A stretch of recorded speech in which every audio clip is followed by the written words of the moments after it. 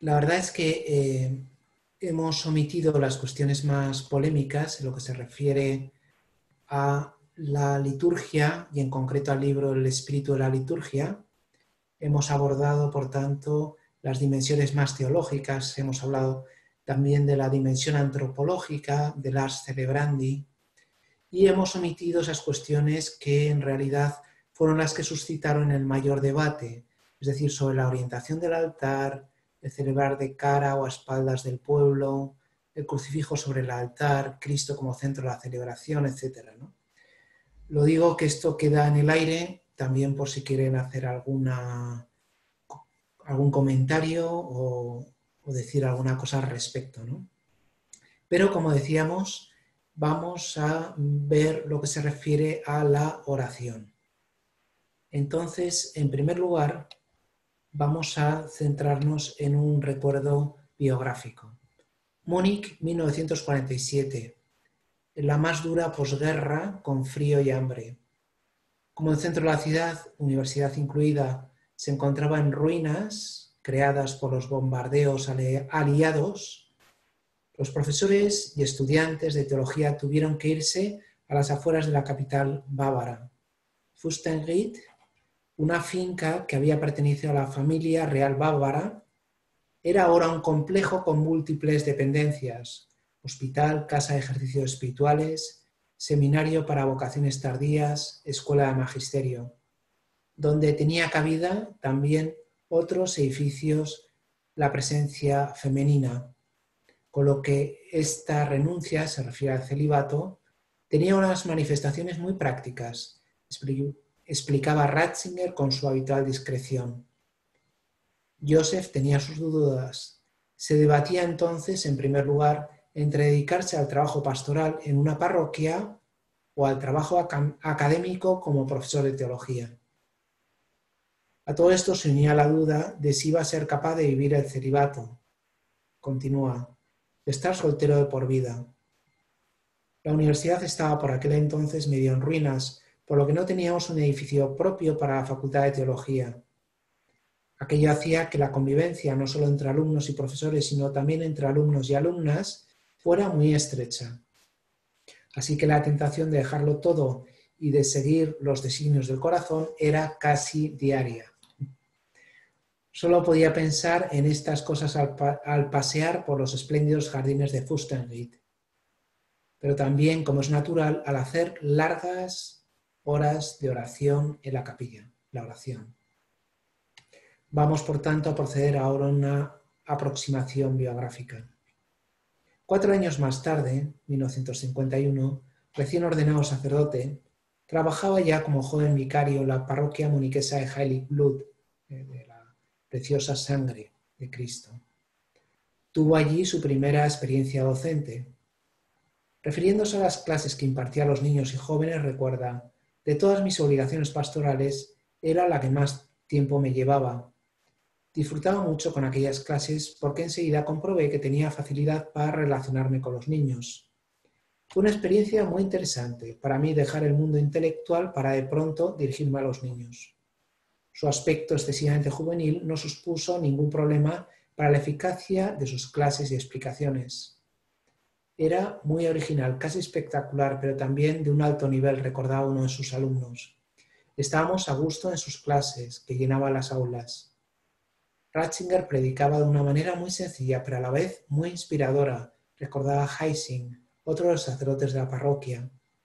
Además de celebrar la Eucaristía y predicar con fuerza y capacidad de persuasión, Vater Joseph a veces cantaba y tocaba el armonio cuando celebraban otros sacerdotes. Asistía a los funerales a los que acudía en bicicleta o hacía excursiones con los niños de la parroquia. Una foto de la época lo muestra en un lago rodeado de niños y vestido con un elegante clergyman. Mientras unos muchachos se bañaban en el lago de Haarse. Una niña todavía conserva una poesía escrita por el joven vicario, con un aire decididamente teresiano. Solo Dios basta. Lo que el corazón ama más, lo que quiere con ansia abrazar, Lo que quiere alcanzar es una chispa sin más que una pista no alcanza. Es Él quien todo nos da, solo Dios basta. Recuerdo de tu profesor de religión. Un profesor piadoso. El cardenal Rouco había sido alumno suyo en Bonn durante el curso 1959-1960 y recordaba de aquel semestre que se trataba de una figura de referencia en el panorama de la teología alemana que atraía a muchos jóvenes estudiantes, entre ellos a este curilla español. Se refiere a sí mismo, al mismo cardenal Rouco. La primera impresión que producía siempre en el alumno era positiva. Atraía intelectual, humana y espiritualmente. Después de Romano Guardini ha sido probablemente uno de los profesores de teología en el siglo XX que mejor han sabido conectar con las inquietudes más profundas de los alumnos.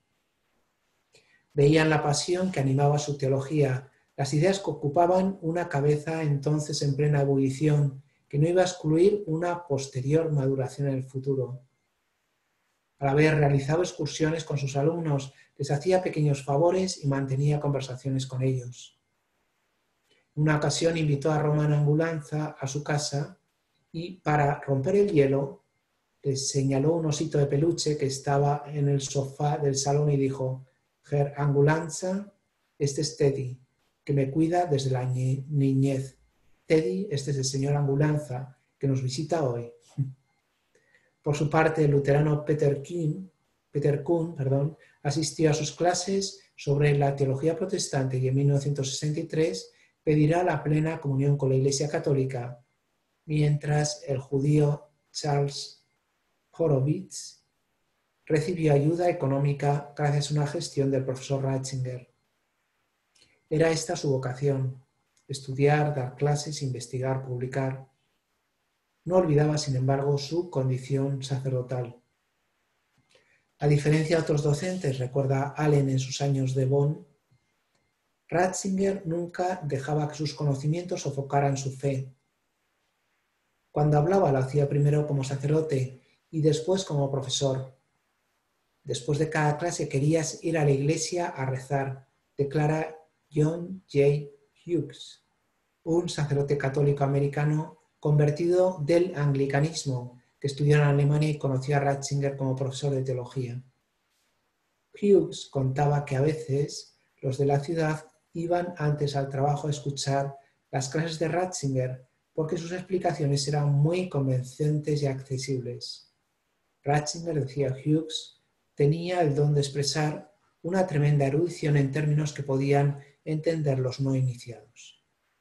Más adelante desvelará cuál es el método con el cual preparaba sus clases.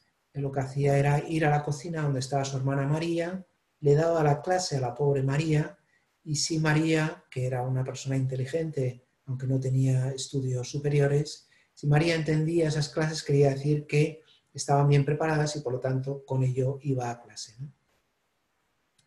También en Tubinga, donde vive a tope la Revolución del 68, advierte el rostro impío del pensamiento ideológico destilado en esos momentos. El diagnóstico elaborado por Ratzinger no será del todo diferente. He visto desvelarse el repugnante rostro de ese fervor ateo, el terror psicológico, la ausencia de todo complejo por el que se anulaba toda reflexión moral, como un hedor burgués cuando se trataba de un objetivo ideológico. La ideología mata.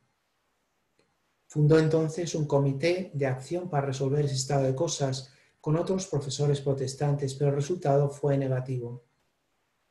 La línea teológica propuesta por Ratzinger iba así, por otro lado, muy lejos de esos desarrollos ideológicos. Era una línea más espiritual, que no excluía la oración.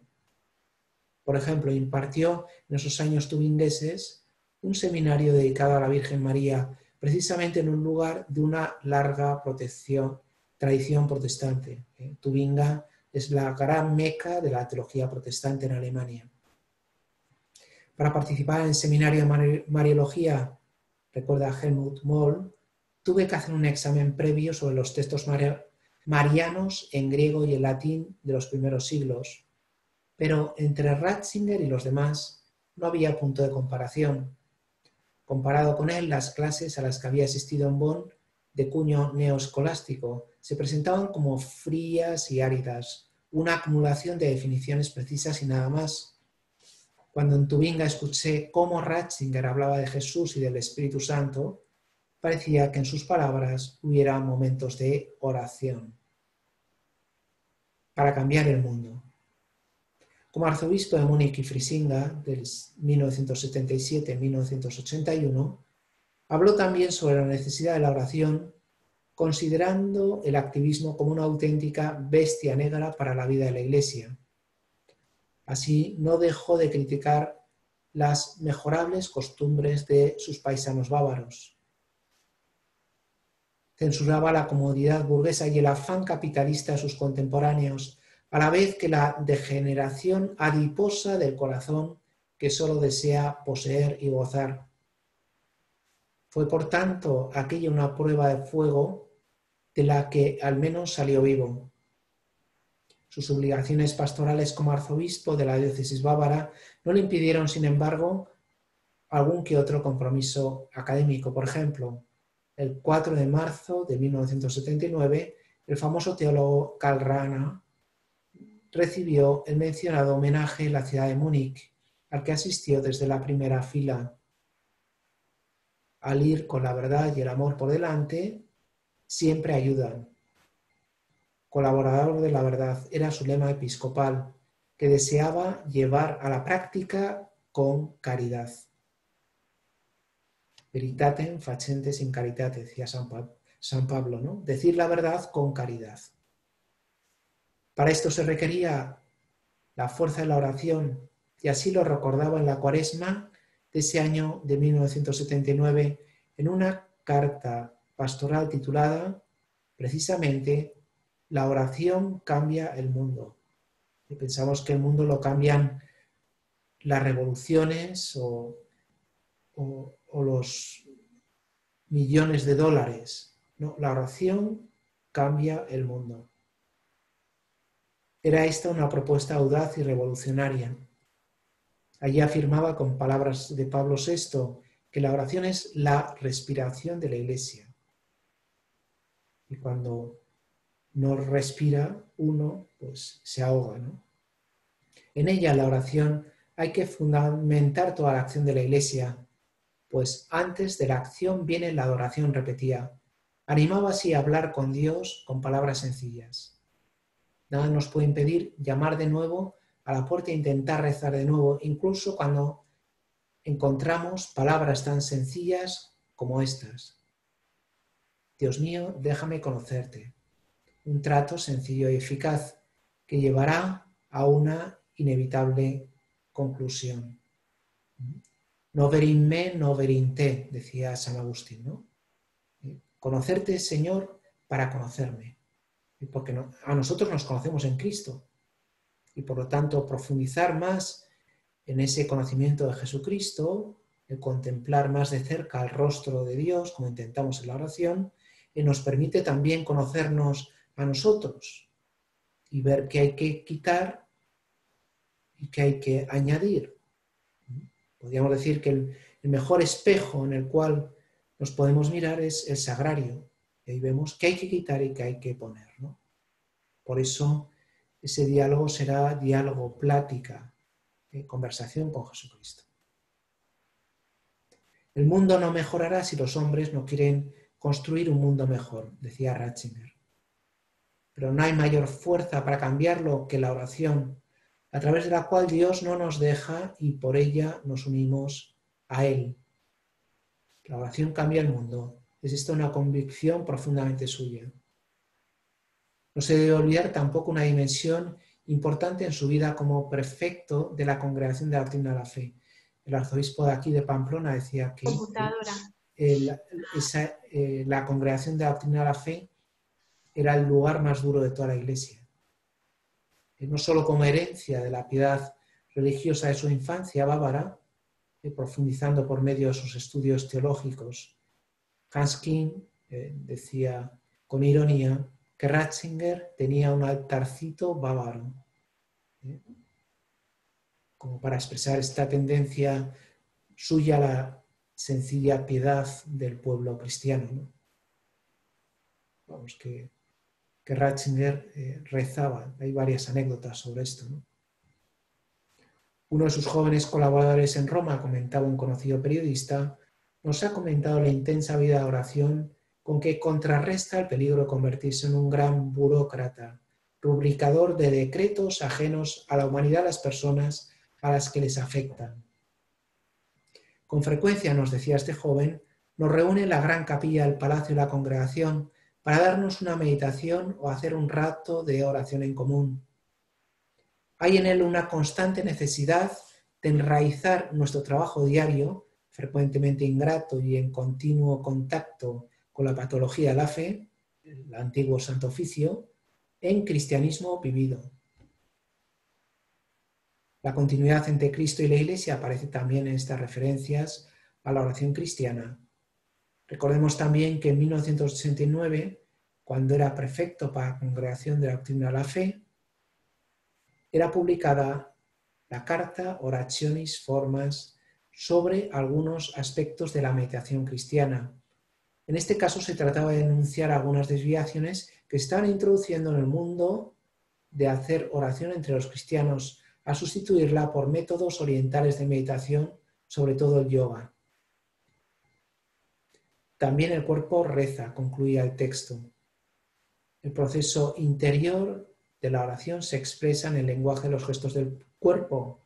La disciplina del cuerpo tiene a su vez repercusión en el alma, pero es importante respetar la adecuada correlación. La expresión corporal ha de tener su fundamento en lo interior y no al revés.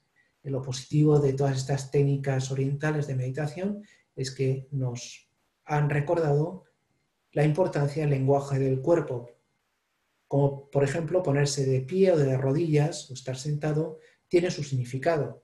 A lo mejor alguien no se puede poner de rodillas, pero sí con el corazón puede poner el corazón de rodillas, ¿no? Porque también el cuerpo reza. Y lo importante no es simplemente el ritmo de la respiración, sino que haya verdadero diálogo con Dios, que haya un trato personal con Jesucristo.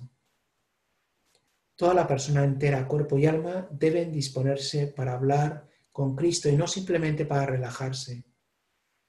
Un lugar que visitaba el cardenal Ratzinger con frecuencia fue la abadía benedictina de Seyer, a mitad de camino entre Múnich y Ratisbona, una zona rodeada de lúpulo con el que se fabrican ingentes cantidades de cerveza. Desde 1977 estuvo allí 23 veces. Retiro espiritual en esa abadía bávara, se unía frecuentemente a la comunidad en la comida y en los momentos dedicados a la oración. Empleaba el resto del tiempo en lecturas y largos paseos por el bosque. Aquí no venía nadie a buscarle y se sentía realmente en paz, comentaba el abad.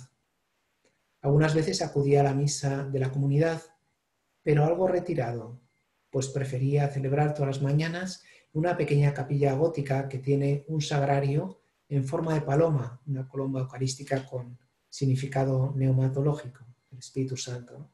Suspendido del techo con unas cadenas que se sitúa exactamente encima del altar. Necesitaba esa soledad acompañada para madurar todos los asuntos que se traía entonces entre manos. Teología y oración. La teología para Ratzinger no será una ciencia positiva sin más, sino que constituye un saber sui generis, adaptado a su objeto y a su contenido. Un artículo de 1979 en el que se preguntaba sobre la naturaleza de la teología concluía de modo perentorio, tras haber analizado la evolución del concepto de teología en San Buenaventura. Hoy precisamente celebramos su memoria, ¿no? Nos encomendamos a él. La teología es ciencia espiritual. Los teólogos normativos son los autores de la Sagrada Escritura. Esta afirmación es válida no solo respecto a los aspectos objetivos, es decir, a los que han consignado en sus escritos, sino también precisamente respecto a su modo de hablar, ya que quien habla aquí es el mismo Dios. Pero así como no se puede aprender a nadar sin agua, ni medicina sin el trato con los enfermos, tampoco es posible aprender teología sin las realizaciones espirituales en las que se vive. Es decir, es esa niende teología, ¿no? Esa teología arrodillada. En la teología no solo se hace en las mesas, en los pupitres, en los despachos, se hace también en las capillas, iglesias y oratorios. La teología no solo se hace con codos, se hace también con las rodillas, arrodillada. Teología en oración. Ciencia y espiritualidad, teología y oración, conocimiento y conversación con Dios se encuentran en el interior del saber teológico. En la teología confluyen múltiples orientaciones que deben ser equilibradas para que esta ciencia llegue a buen puerto. Perdón. Además, seguía diciendo el entonces prefecto de la Congregación para Doctrina de la Fe, aparte de elaborar una ciencia por medio de un objeto y un método científicos, el teólogo necesita también de un determinado trato con lo espiritual. En 1986 exponía en esta idea ya expuesta con anterioridad. La unión entre teología y santidad no es un discurso sentimental o piadoso, sino que tiene su fundamento en la lógica de las cosas mismas y tiene a su favor el testimonio de toda la historia. No se puede pensar en Atanasio sin la nueva experiencia de Cristo de Antonio Abad, y en Agustín sin su camino hacia la radicalidad cristiana, ni en San Gregorio Magno sin San Benito, ni en Buenaventura y la teología franciscana del siglo XIII sin la nueva y gigantesca actualización de Cristo en la figura de San Francisco de Asís, y en Tomás de Aquino sin la pasión de Domingo por el Evangelio y la evangelización. Y podría seguir así a lo largo de toda la historia de la teología. La pura y simple racionalidad no basta para producir una gran teología cristiana, así como tampoco, por el contrario, una piedad encerrada temerosamente en sí misma, un pietismo, no puede encontrar una expresión en la que se recibe una experiencia nueva. Por lo tanto, piedad y doctrina al mismo tiempo. Teología y espiritualidad. La santidad será también una fuente de la teología. Fe, razón y experiencia de lo divino aportan y reciben un mutuo impulso. Belandi recuerda la importancia también de este aspecto subjetivo en la teología. Uno de sus amigos y maestros será Hans Urs von Balthasar, quien sabía que la teología debía hacerse con oración y con la humildad que nace de la conversión, y para eso acuñó la expresión teología arrodillada. Sabía que la teología se ha de desarrollar en contacto con el Dios vivo, que se alcanza en la oración. Es esta otra idea que Ratzinger tomará prestada del maestro de Basilea y que expresará en numerosas ocasiones. Por ejemplo, una intervención en 1993 sobre las enseñanzas del entonces beato José María Escrivá, el cardenal Ratzinger recordaba el carácter a la vez científico y sapiencial, racional y espiritual de la teología, ciencia en el sentido más pleno de la palabra, pues constituye un fruto del ejercicio de la razón. A pesar de esto, no le parecía inadecuado evocar en este contexto la realidad del cielo. Más aún, era necesario hacerlo así, pues solo desde este punto de vista puede entenderse la teología. La teología que nace en la fe está, en definitiva, subordinada al saber que Dios tiene de sí mismo y del que los santos gozan ya de modo inmediato y definitivo. La teología desembocará en una visión para los santos, es ya una realidad. Es decir, es la ciencia de Dios y de los santos, y por lo tanto es participar de esa visión de Dios. Por eso lo que hacemos en la oración es sintonizar nuestra mirada con la de Dios, ver las cosas como las ve Dios, ver las cosas desde el sagrario, podemos decir, ¿no? A lo mejor el Señor, mirándonos desde el sagrario, dice, oye, pues no estás tan mal, ¿no? No vas tan mal. A lo mejor estamos ahí preocupados o angustiados o lo que sea, y el Señor ve las cosas de otra manera. Y en la oración podemos participar de esa visión de Dios, de ese modo de ver Dios las cosas. Ratzinger recordaba el carácter a la vez científico y sapiencial de la teología de su maestro Baltasar. Sin embargo, resulta también oportuno hablar de la realidad del cielo. Es más, resulta necesario, pues solo de este modo se puede entender la teología. Tomás de Aquino lo repitió en una famosa fórmula ampliamente repetida. La teología es la ciencia subordinada a la de Dios y los bienaventurados los santos. El teólogo ha de ser hombre de ciencia, pero también, en cuanto teólogo, hombre de oración. Ha de estar pendiente del sucederse, de la historia y del progreso de la ciencia, pero también todavía más del testimonio de quien, tras haber recorrido hasta el final el camino de la oración, ha alcanzado ya en la tierra las altas cimas de la intimidad divina, de testimonio, en definitiva, de aquellos que solemos llamar santos. El testimonio de los santos es una fuente vital para la teología. Ellos han alcanzado la cima, mientras nosotros esforzadamente vamos subiendo de modo fatigosa toda la montaña, ¿no? Necesidad de la oración.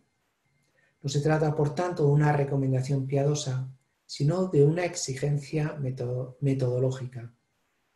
Tras un largo y fatigoso camino, la ciencia culmina en la visión que otros ya poseen de un modo directo e intuitivo, como don recibido directamente de Dios. Una de las constantes del pensamiento de Joseph Ratzinger es, pues, la unidad entre teología, oración y predicación. Para él, la dimensión espiritual de la teología supone una condición de existencia.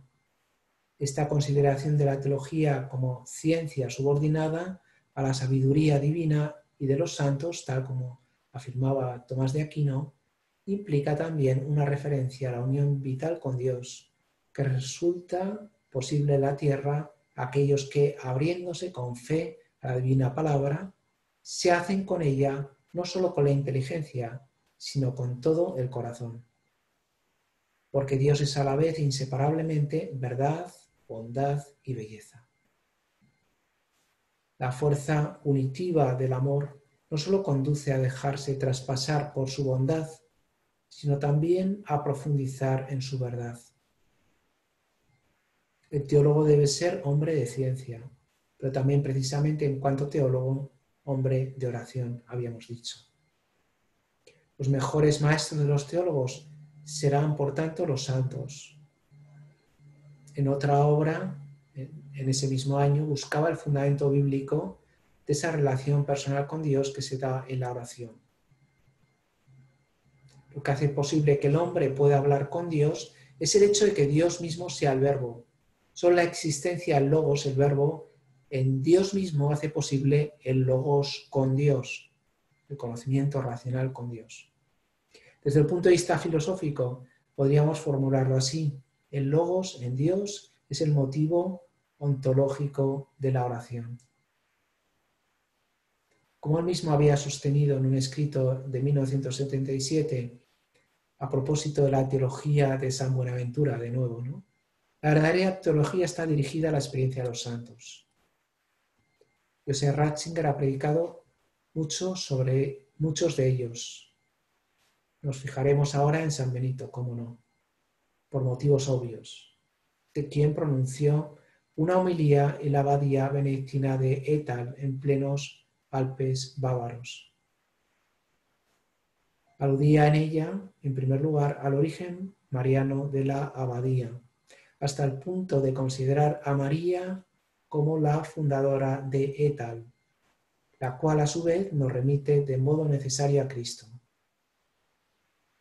Esta dimensión mariana reforzaba el cristocentrismo, ni la Christopreponatur, propio de los santos, a los que llama espejos de Jesucristo, que aludía después a los 12 apóstoles, quienes nos transmitieron a su vez la fe en Jesucristo. Cuando menciona al fundador de la orden benedictina, descubre a un maestro que buscaba de modo continuo esa relación ya detectada en Guardini entre la adoración y la búsqueda de la verdad.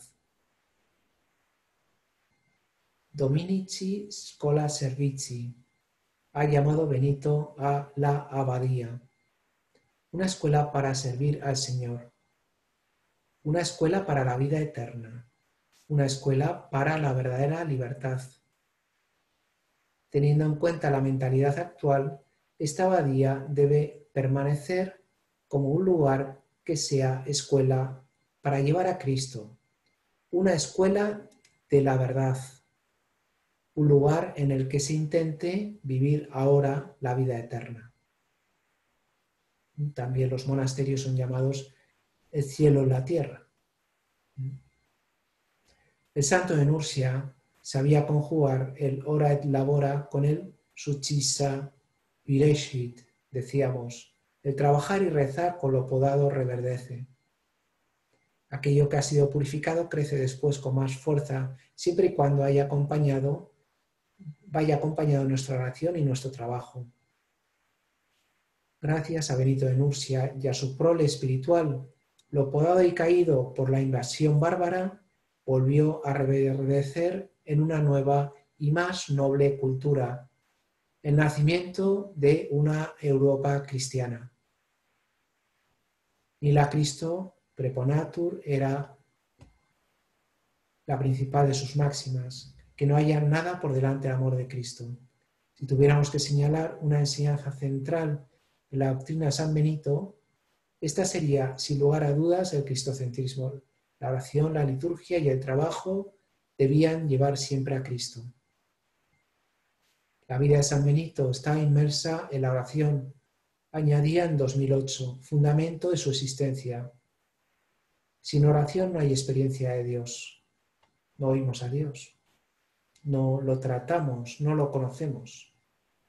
La espiritualidad de San Benito no era una interioridad alejada de la realidad, al revés. Ese contacto con Dios nos vuelve más realista. En la inquietud y el caos de su tiempo, vivía bajo la mirada de Dios y precisamente así nunca perdió de vista los deberes de la vida cotidiana ni al hombre con sus necesidades concretas. La oración le acercaba al mundo. Tal vez es una lección que podemos aprender también en nuestro tiempo.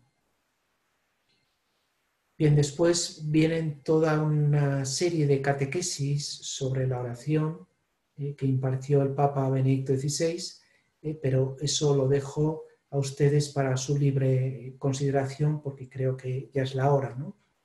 Entonces, si les parece, podemos pasar a las preguntas y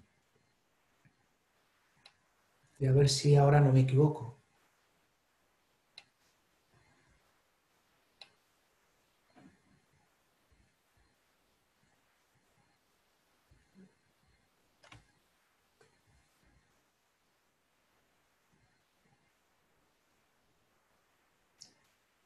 No sé si hay preguntas, consideraciones, protestas.